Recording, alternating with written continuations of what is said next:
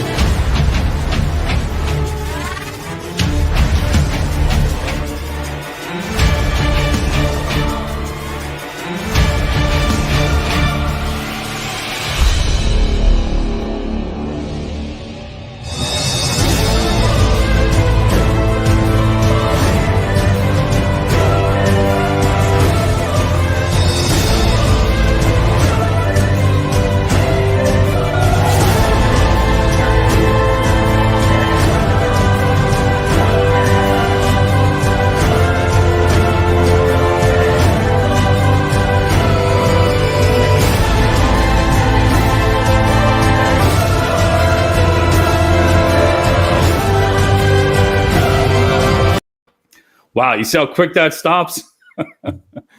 Hey, how you doing, Matt? Doing well, David. How are you?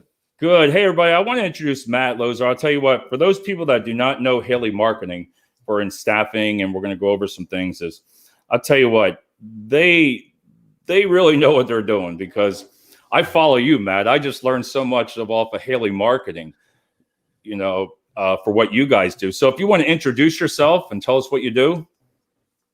Sure. Thank you, David, for the compliments to start. My name is Matt Lozar, Director of Recruitment Marketing at Haley Marketing. In my 6+ years there at Haley Marketing, Haley Marketing's content marketing, digital marketing, recruitment marketing for the staffing industry. This is actually our 25th year, so we have some fun things planned here coming up, and we're in the industry to help staffing agencies, small to mid-sized companies, with pretty much anything, Full service is kind of a trite term, but we do a lot with websites, content, social, email, collateral, pay-per-click, you name it. I've transitioned the last few years into that recruitment marketing seat to where we define that as career sites, social recruiting, employer branding, and then we added on job advertising, which has been my focus for the last few years, but exciting to be on the show here with David today to talk marketing for the industry.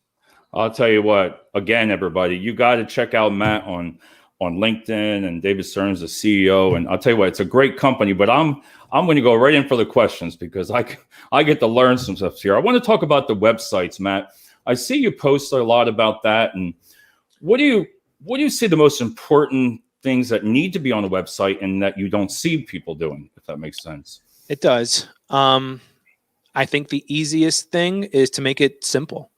For people to convert, because if you think about the person that's been there the first time today, maybe, or for the 100th time, we need to make it simple and to really share what your company is about. And it's a challenge because it's in the industry where we have two different people we have to sell to. We have to sell to clients and we have to sell to candidates. Right. So that can be a challenge, but it's the front door to your company. That's a common way to say it, but especially now in more of a virtual world that we've ever thought we lived in faster. So what does it say for someone to, when you first see their website, if your company brand is there, if it's easy for someone to find information, whether it's on the client side or to get to a career site job board on the candidate side?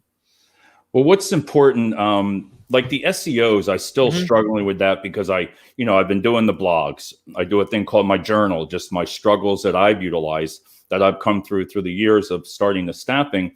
But how do you go after this SEOs? Do you recommend, you handle all that, right? I work with it. We have a team of 50+ people. I'm not the person you want doing SEO. We have people much smarter with the SEO, but I know enough about a lot of things to be just about dangerous and probably answer the questions here today. That's what I mean. And what are blogs? So I just want to ask, are blogs important, right? Sure. Blogs are important because in Google's eyes, they have 200 plus different ranking factors that go with SEO, as you said there, David, and they don't make them public. You can look at trends and whatnot, but from a blogging standpoint, it's become where it's almost table stakes, I guess, to where blogs are when you update your site, if it's once a month, twice a month, every week, and Google sees a website getting updated constantly with fresh information as valuable, that your audience wants to see that. So, and then if you create really good content, if a blog you create, people are reading for 2, 5, 10 minutes, that shows Google you created something people want. It's not they find your blog post and they leave after 10 seconds. That means that's not the answer to their question. You want to create content, with a blog that's really helpful to your audience, so they spend time on your website. But what I get confused about, Matt, like I have people saying, you're doing your blog on your website, but how is important? Where else would you do that blog at? Like LinkedIn? Would you do, like when you post on LinkedIn and you do a 2-minute read? Sure. Is that just important? I think it's important. There's different ways to think about that. I would go with the angle of I would post my content on my website, because you own that. You own that website. You don't want to build your house on rented land and just post on LinkedIn or Facebook or wherever, because what if that goes away one day? It did work well when it was popular, but if it wasn't, your website's always going to be there. So you also want to think about, you could have the greatest website in the world and it could be optimized and have great content. We got to get people there. How can we get people to your site? I think that's what you were getting at, David, was maybe you post an excerpt of the blog or a graphic with, a link back to the blog from your LinkedIn or Facebook or wherever page, or email marketing, etc. What can you do to get people back there so then they can engage? So that's where you have to share that content where people are spending time and have a strategy to get people back, because we hear that all the time. We help them with their blogging program, but they don't have a lot of views or users on their page. Well, what are you doing for people to read that? That's what I wanted to hear. And that's the most important thing. I have James, a great subject. SEO can be minefield when you don't know what you're doing. Hey, James, I hope he's from the UK. And Matt, I got to tell you a 30-second story. He's a movie star now. We had him on a show. He was looking for a job. So we interviewed him. Well, he was having a hard time marketing himself. So what he did, he was on Fox News now. He took an RV or a truck and he paid to put a banner on the back of a truck that he would please hire me in his CV, his resume. Wow. And he got a job because he paid to have it on the back of a truck over in UK. And ever since then, he's a movie star, and he doesn't have time for me, but he's a great guy. But he just thought outside the box. Absolutely. Something different.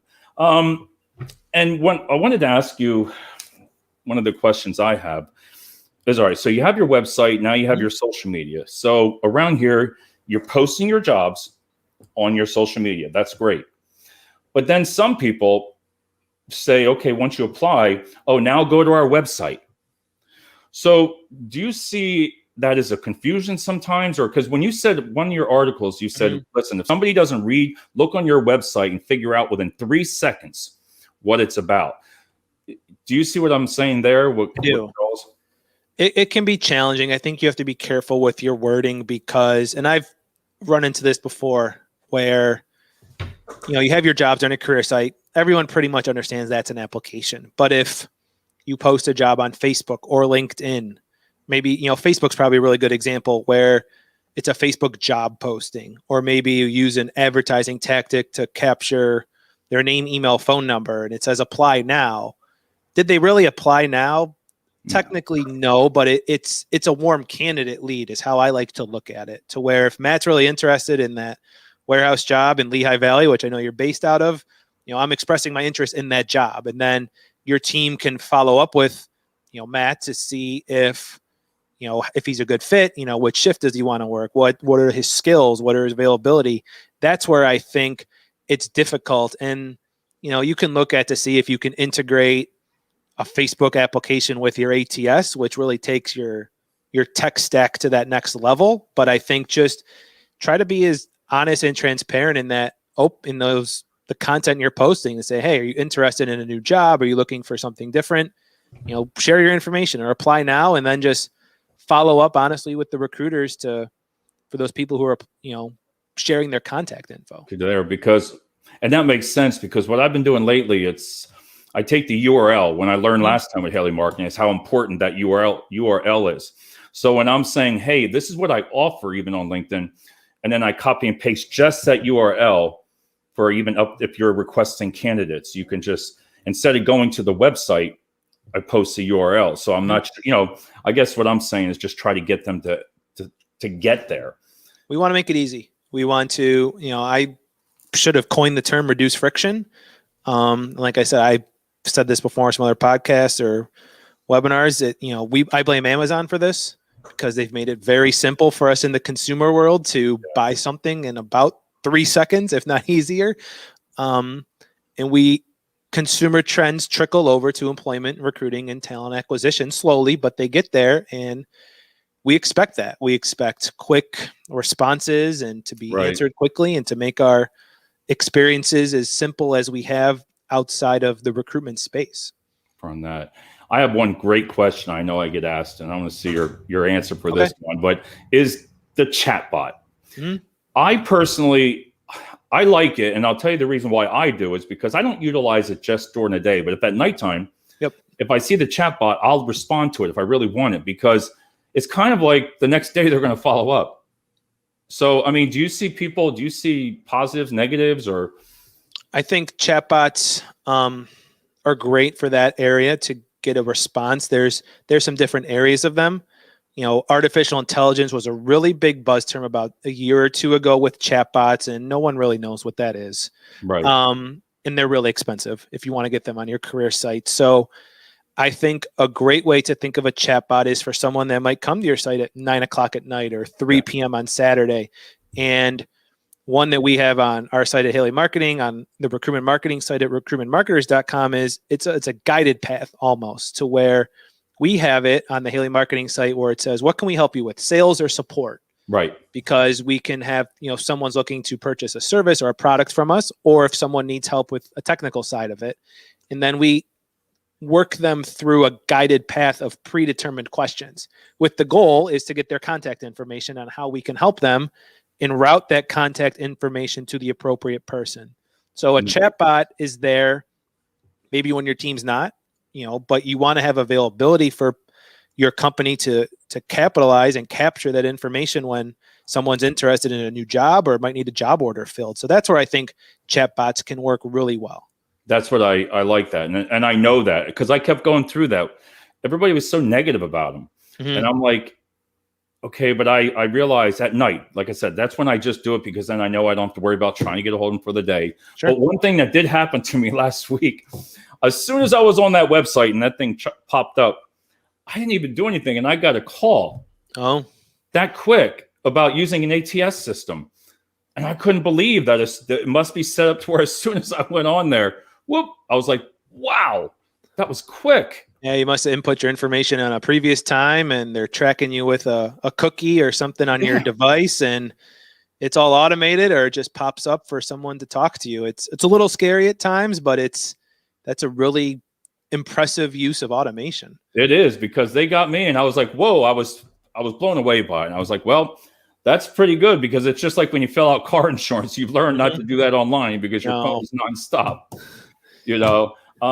Some of the other things I wanted to talk to you about, you discuss a lot about, and I see you have a lot of experience in social media. That seems to be, you have 4 years as a marketing advisor even. Yep. What do you see happening on social media, and how do we take it to grow, to get to your website or to grow your business, like between jobs, candidate, lead generation? That's what caught my eye, because it's like that funnel. Can you explain lead generation? On the candidate side? Yeah. I think, I term candidate lead generation, there's a bunch of different ways we can look at this. We're not going to get a lot of organic engagement on social media. It's tough because we're also competing with, think about it. If I go out and put out a post, I'm competing with sports. I'm competing with celebrities and music. I'm competing with politics. I'm competing with COVID now, which everybody loves to talk about. So it's hard. There's a lot of noise. So you have to create really good content. on Facebook or LinkedIn, it could be posting jobs if you want to really go after direct active candidates and capture when they're going to look for job boards, because LinkedIn is very popular in that, I like to call it knowledge worker, more space. Facebook's growing in manufacturing, commercial staffing, clerical, healthcare, even really good on the nursing side. So people are starting to go there to look for jobs. I think more in the long-term play, if you're sharing content, resume tips, that type of information, it builds the relationship with that passive candidate that, you're hopefully has built a relationship with your page and might not be ready here to apply today, but in 2 weeks when, they just reach their breaking point, they're ready to. And you want to make it simple and easy, whether it's through organic posts or a paid advertising tactic on the social media, to make it simple for someone to convert. Because if they don't convert with you, they're going to convert with your competitor. With the sheer number of job openings right now, it's very simple to go find a job that's similar. That's what I mean. We have hey, Melissa from Pox Tire. She's going to be on this week. We have one on our site that is helpful to recruiters and candidates. And that's the chat bot there. And that's why I said I get different opinions. Some people just don't like them. Some people do. I don't think there's a magic question or answer for that, but she's right. How can you utilize, I talk about sales a lot, is using the lead generation for sales. For the client, because I filled out the form, I asked the questions, and I actually, within 2 weeks, when I paid for an ad, I got 3 lead generations from that. They actually filled it out. Now, I didn't get any sales from it, but at least we talked, and it worked. Yep. I think it's, when we look at the client marketing, we really focus on pain points, because you have to share content or something that speaks to what's bothering them, what's keeping them up at night. Right now, it's probably unfilled job orders. And what type of content or what type of statistic, case study, testimonial, depends on where a person is in the funnel. If they've just heard of you for the first time today or the 100th time, what type of information can you share with them that speaks to them, connects, they really like, to show your value, and how then you have to make it easy for them to convert, kind of bringing back what we talked about earlier. So I think on the client side, you really have to, we talk about the funnel a lot of awareness, interest, desire, and action.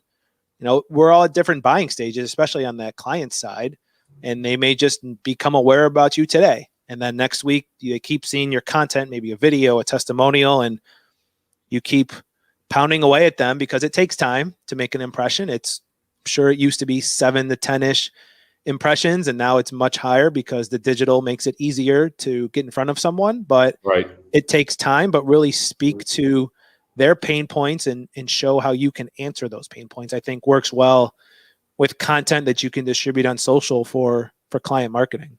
It is. And my little niche is, I love on Sunday nights, do you know where your employees are? Sure. For HR directors, because that's a pain point. I like HR, human resources, but they are so bogged down.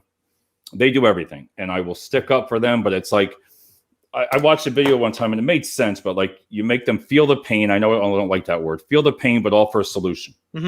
Because you really want to say you're short staffed. If you show a picture, image, everybody feels that. But I feel on LinkedIn and everything, I would like to have somebody give some ideas also. Just like Haley Marketing, you give out a lot of content. You might utilize that or not, but it's still showing value. And it picks up. And I think you're going to agree to this statement on Facebook right now. I love social media, but the organic reach, when you said that, is so low anymore. They don't realize that videos help. It's tough. I also think, organic reach is very hard.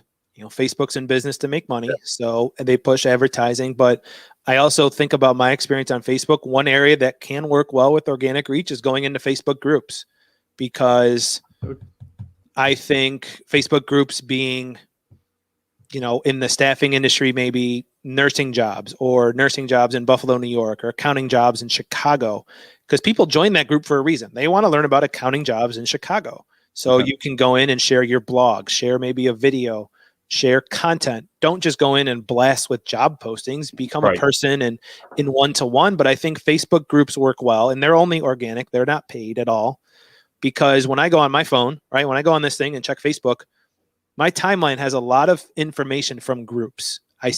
Which means the challenge with social media, and Dave and I were talking about this earlier, is you have to understand the algorithm and understand what it's pushing out to your audience, because you could post a great piece of content. If no one sees it, it's not being consumed.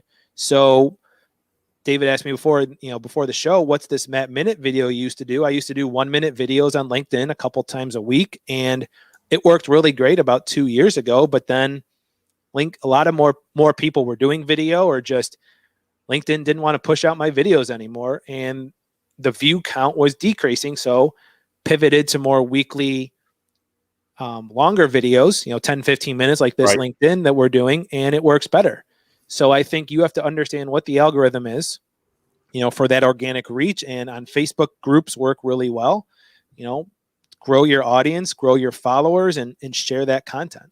And what I've learned a lot over this last 8 months is I try to, like right now, I have this going just to LinkedIn and YouTube. Mm-hmm. I used to put all it depends on what it is. I would always put my other social media platforms, but it all depends on now, like, what's the content? Because does somebody really want to learn about staffing? Does my wife or my friends want to watch this? Probably not. Right. So I've learned now I go on social media and I do something separate. I might be outside. I might just do what I did before. What made my success was live videos, like you said, just, hey, we're hiring, not just posting, and people liked someone being honest. People liked seeing someone. And that's what I agree on. Yeah, knowing your audience, I'm the same way. My Twitter following is different than my LinkedIn, than my Facebook. LinkedIn's really the only place I do a lot of professional. And, my Facebook, Instagram are more personal. My Twitter is a lot of sports and a lot of news. So, if I post something about this on Facebook, could I get some likes? Yeah, here and there. But my friends from high school don't really care about, the staffing industry, because it doesn't relate to them on a daily basis. But they might want to see, the backyard ice rink I have in my yard, because we live in Buffalo and that's what we do here in the winter. Right. So it's knowing about who the audience is that you're speaking to and giving them that content. The same thing like a job posting, right? You got to write a job posting for that candidate, not for you or for your client. It's for the person that's going to be physically doing that job. It is. And then I want to talk, we got about 5 more minutes here. Sure. I want to talk about the job boards. And one of your articles that really hit me is because, again, you talk about what interests somebody. So when you say job board, listen, I get irritated over job boards. That's just me. It's a sore spot, because when you pay all this money, and listen, I might be only this, but when you're spending thousands of dollars on Career Builder or Indeed, and I understand they're there to make money, but it's the price is going 25, like you said, 20. That's what I call it, 25, 30%. Yeah. So a lot of the companies that I reach out to say, we can't afford this because Indeed's so high. So what do you tell customers? And that's a good question. I know. The job boards are going up. I think, we've seen Indeed application costs up 27%. Yeah. And I think, I talked to them a little bit. They do some research on one of their websites, the hiringlab.org, and they show manufacturing jobs on Indeed. There's 40% more today than there was in February 2020. Right. We don't have more people looking for work, maybe a small amount. We don't have 40% more people looking for work. Right. So on the job boards, that's why it's costing more to pay for applications. I think to answer the question, David, what can we do? Look at other sources. My podcast partner on the Secrets of Staffing Success, Brad Biley, is pushing hard database management, right? Everyone has a database. Everyone has a unique database. A database you have that is different than every other company in the country, in the world. Right. What can you do to reactivate those people? Because you've already paid for them. So, well, that's what I did the weekend for those forklift drivers I told you. So what I do, there's 7,000 in my database. So what I did was, it was tedious, but 25 at a time, I go back through whatever I'm looking for, say, hey, my Dave Wilson, you've applied for a job before. Listen, I have these job openings right now if you're interested. Yep. That's what I tell people, and it's worked for me, and I wish some more, because You said the exact same thing that I tried to. It's like, listen, I paid for all them. Mm-hmm. But in staffing, and people in logistics understand even how fast it is they don't go back and look at those resumes. Yep. We need to. I think, especially if it's getting more expensive to get new ones, what can you do to reactivate? You know, is it an email? Is it using Facebook advertising, which is a tactic? Is it texting? Can you automate that somehow? Because we all open text messages. We open a lot of text messages. It's 95, 97%.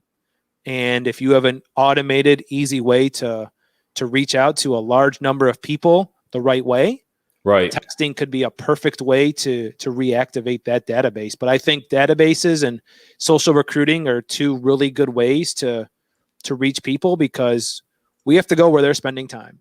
Right. And it's right now in 2021, it was different than 5 years ago, and it's going to be different in 5 years. So whatever is working right now, that's where we have to go. And, you know, if it's job boards, if it's social, if it's texting, wherever, we have to try to keep up and get the content to where they're spending most of their day. I am constantly thinking of new ideas. Some people will just say, that's not going to work. Listen, I offered like now direct hires for forklift drivers and picker packers. $200 for a picker packer. I just referral, you know, and forklift drivers. It costs, instead if they're hiring direct, everybody's like, that's crazy. I'm like, no, it's not. If you want, that saves them, because they were saying the ROI on Indeed and some of the job boards is almost $75 per application if you're trying to get somebody to get hired. That's a lot of money. Mm-hmm. You know, and even social media now with that ISO, I think it's 4 with Apple and Facebook. You got to be careful, because if you don't know what you're doing in social media, you can spend, it's almost $1 a click until you know yourself, until you get it down. But I try to tell companies is it's just not about posting the job. It's what's behind it. That a lot, and you know, you spend a lot of years in what you do now is like the ads manager, and actually doing it properly can get more reach, and it's worked for me. Yeah, it works really well. And like you said, you want to reach the right people. You want to give them the content, but you also make it easy for them to take that next step, because, you know, we see it a lot in job boards where I talk to, you know, the job boards or other companies where we, you know, as you know, we'll see applications that are 10, 20, 30 minutes long, and nobody wants to do that one, especially for a lot of lower level temporary jobs. And then also, if people are completing that on mobile devices, which I think it's about 60% right now, no one's filling that out on a mobile device either. So we have to make it, you know, simple for everyone to consume, and, you know, kind of, I said before, reduce that friction to really make it easy for those as candidates, which are gold right now. And if not, they're going to go to someone else, probably the competitor down the street, to which they could have the same job as you. So it's just easier to go work for them.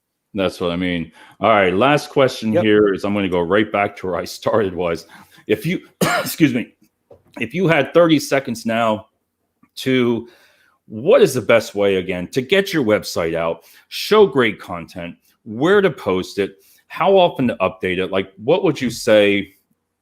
I just said it. Wow. You answered the question. I don't know what to say. I know, but it's a struggle. I don't care who it is, because I'm always updating as much as I can. And then I go on other companies' websites to see what they're doing. And I want to be there. I want to be on that first, you know, page, and I get it with Google. But what's your best advice for people at Haley Marketing, how to increase your website availability and get it out there? I think produce really good content. Produce the content your audience wants. I wouldn't get hung up on being on the first page, as hard as it is to hear that sometimes. I know. We talk about getting the targeted traffic, the people who search, you provide them the content they want to see, and then they convert. So produce really good content, have a website that's very easy to consume and navigate. And then distribute it through email, you know, social media. You know, if you're still in person, anywhere, local grassroots marketing, just get your name out there, make it easy for people to find you and know who you are. And it might not work right away. Content is a long game. It's not something, if you start on, you know, tomorrow, is going to work well, but it will over time, and be consistent with it and provide really good content for people to engage with. That's awesome. And, like you said, there's no magic answer there. I've learned it does take time, but I also even just put on social media. Sometimes I'll just put the website comes up and everybody I get good response when they just click on it, because that's where I want them to see the content, what to offer and about the show here, how to sign up. And I've spent a couple hours sometimes just posting it everywhere. It doesn't have to be fancy. One of my biggest things I've learned recently, for LinkedIn updates, you'll see LinkedIn updates with thousands, hundreds of likes and comments that are just text, just 3-5 sentences of text, because people are engaging with the content.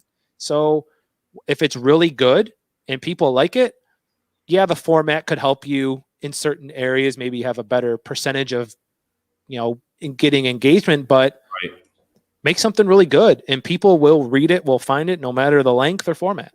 And when you were talking about that, one of your things you said was thousands of likes. Okay, but is it for you? Like, is it going to help you besides you guys saying, 1,000 likes? If you're trying to get yourself out there, I wanted to do these crazy videos, but then I'm like, oh, wow, it's still not getting my value and what I'm trying to offer people out there.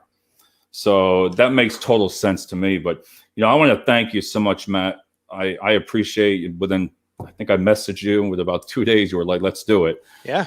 At Haley Marketing. And you're located in? Haley Marketing is located just outside Buffalo, New York. Right. And then you're still working from home and enjoying that, right? We are a couple people going to the office just to make sure it's still functioning and whatnot. But, the team of 50 plus is spread out across the country. Most people in Western New York, but other people in other geographic areas, and we're staying healthy. Like to say, I've been saying this for a while and it's finally ringing true. We're one day closer. All right. I like that. So thank you. And everybody, listen, go on LinkedIn and follow Haley Marketing. I'm telling you, in the staffing, David and your company, they give out such great content. I'll tell you, about 40% of my training comes from just reading your articles. And, those 2-minute articles really hit that point to me. And that's why I like following it. Every day I read, I go for your pages and I look at it. And like you said, it's because it's valuable to me. So I want to thank you for your time and everybody. And Matt, enjoy the nice weather that we have going on here right now. So we do. The East Coast has a little bit of fake spring right now, and 60 degrees. We're going to enjoy it. And thank you, David, for the opportunity and the kind words about Haley Marketing. No, and I thank you. And we're going to end it out here. Everybody have a great day, and we'll be seeing you soon.